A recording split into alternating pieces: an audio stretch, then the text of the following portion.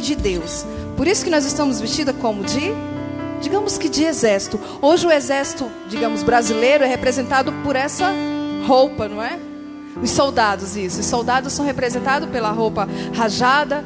E para nós estarmos falando sobre Davi, que foi um grande homem de Deus, um grande general, um grande comandante, né? E desse grande general se gerou um grande exército, um exército enorme, porque a Bíblia chega a relatar que igual o exército de Davi, somente o exército de Deus, tão grande que era, não existe, nunca houve nenhum outro exército tão grande como o de Davi. E hoje a história traz desse tão enorme, grande exército de Davi, se destacam 30 homens que fez assim a diferença nesse grande exército.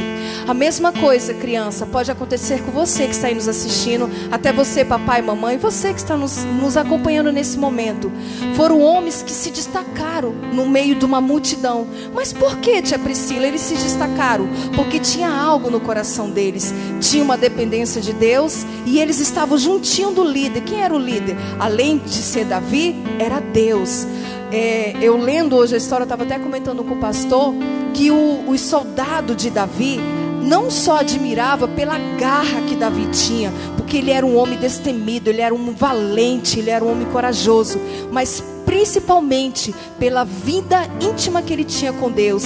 Os soldados via Deus na vida de Davi. Aonde Davi chegava, a presença de Deus chegava à frente, porque ele era um homem segundo o coração de Deus. Ele era um homem que era dirigido por Deus. E nós, você criança, vocês que estão nos assistindo aqui, quando nós somos dirigidos por Deus, aonde nós chegamos, é Deus que vai adiante, é Deus que vai batalhando por nós.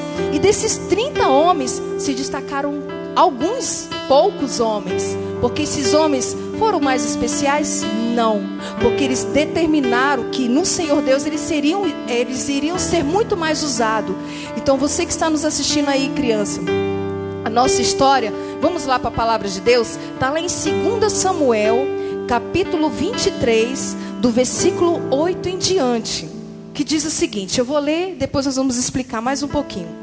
Hoje nós vamos falar de apenas 3. Para você ver, desse grande exército, 30 eram dos soldados fiéis, homens que estavam do lado de Davi. E desses 30, só poucos se destacavam.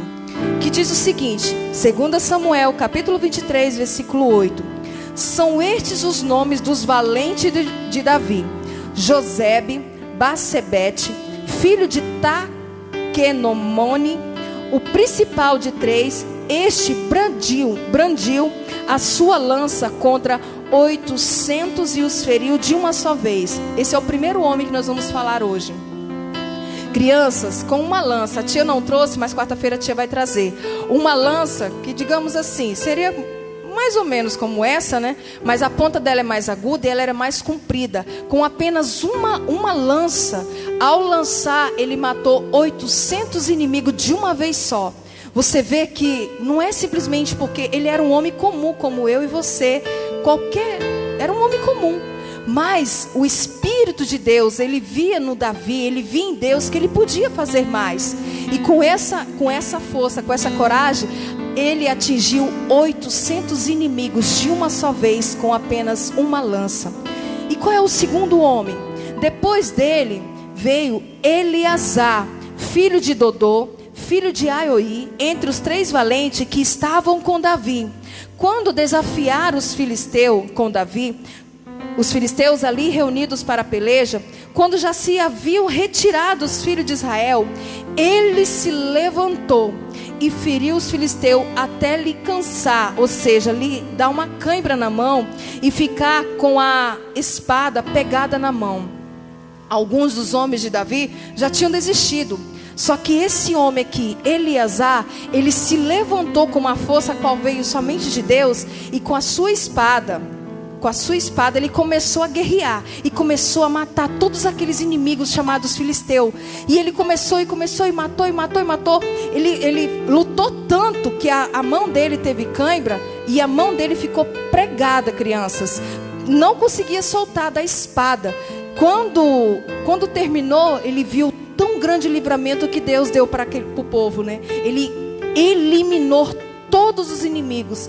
Um único homem com uma única espada. Você vê que quando nós temos Deus na nossa vida, quando nós temos Deus ao nosso lado, não existe inimigo que possa nos afrontar e ficar de pé, porque maior é o nosso Deus. E vamos para o último, porque os 5 minutos já foi, que está lá no 10, aqui.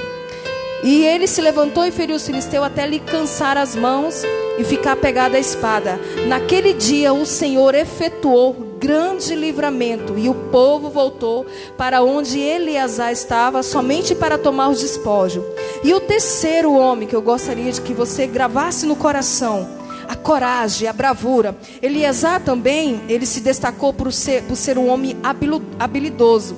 Ele era um homem estrategista. Então ele não era simplesmente um valente, não era simplesmente um general. Ele era um homem que tinha estratégia. E o terceiro que nós vamos falar é sobre Samar. Samar, filho de Agé, o Harararita.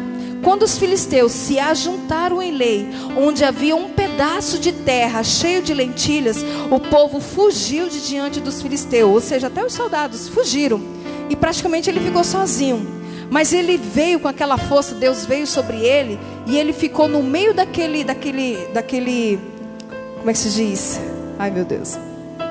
Daquela terra ali, onde tinha plantação de lentilha, e ele ficou para defender. Olha o que aconteceu. Pôs-se Samar no meio daquela terra e o defendeu, e feriu os filisteus, e o Senhor efetuou grande livramento. Criança, o que eu quero trazer para você hoje? Que a nossa arma não é uma lança, não é uma espada. Hoje a nossa arma está aqui, ó. É a palavra de Deus. Quando nós temos a palavra de Deus dentro do nosso coração, nós iremos lutar e destruir todos os inimigos que se levantam contra nós, contra a nossa vida. Estamos vivendo em um tempo que está sendo difícil. Muitas crianças estão tristes, muitas crianças estão até mesmo irritadas por conta de estar dentro de casa, por conta de não poder sair, por conta de não poder vir na igreja, de não poder ir na escola. Tudo isso traz uma tristeza, traz uma inquietação. Mas eu quero dizer para você, criança, busque no Senhor a alegria, e creia que tudo isso logo vai passar. Que cada vez que vier esse desejo de estar na igreja, de estar no parquinho, de estar na escola, dobre o joelho e fale: Senhor, que esse bichinho maldito seja eliminado da nossa vida, da nossa sociedade, e que o Senhor possa vir com a tua cura completa por todos os cantos do nosso país e mundo.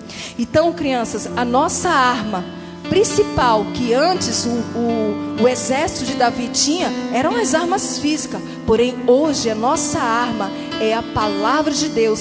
Medite na palavra, busque a palavra. Fala: mamãe, eu quero ouvir um versículo antes de dormir, ao acordar. Em todo tempo, tenha essa prática. Coloca a palavra dentro do teu coração.